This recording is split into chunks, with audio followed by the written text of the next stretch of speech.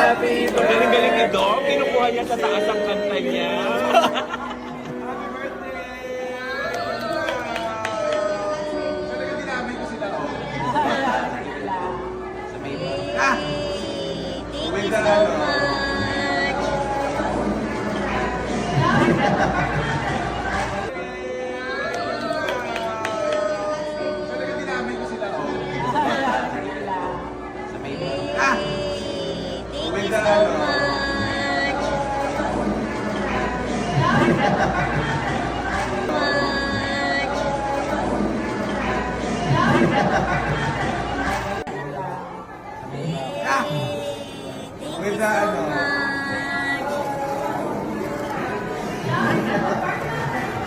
Happy birthday to you. Happy birthday. Happy birthday.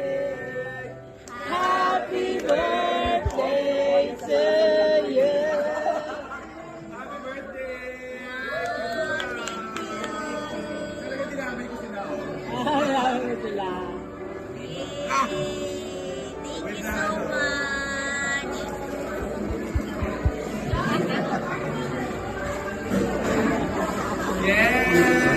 Isang sweet at nakakakilig na eksena ang naganap sa Amerika kung saan sabay na nag-dinner sina Kim at Paulo para ipagdiwang ang late birthday ng aktres. Hindi inaasahan ni Kim ang espesyal na surpresa na inihanda para sa kanya, kaya naman kitang-kita ang kanyang genuine na reaksyon na talagang ikinatuwa ng kanilang mga fans. Habang masayang nagkukwentuhan ng grupo, biglang dumating ang isang chocolate cake na may sindang kandila. Laking gulat ni Kim at agad na pangiti, sabay takip sa kanyang bibig dahil sa sobrang kilig at saya. Ang simpleng dinner ay naging isang memorable na gabi dahil sa effort na inilaan para mapasaya siya. Ayon sa kwento ng ilang staff na present sa dinner, si Paulo mismo ang nag-request ng cake para kay Kim. Ibig sabihin, hindi lang ito basta surprise, may personal touch at malasakit talaga mula sa aktor. Hindi ito nakaligtas sa mata ng netizens na lalong kinilig at natuwa sa kanilang dalawa. Agad namang nag-viral ang mga larawan at videos ng nasabing eksena. Marami ang nagsasabing ramdam ang pagiging genuine at sweet ni Paulo.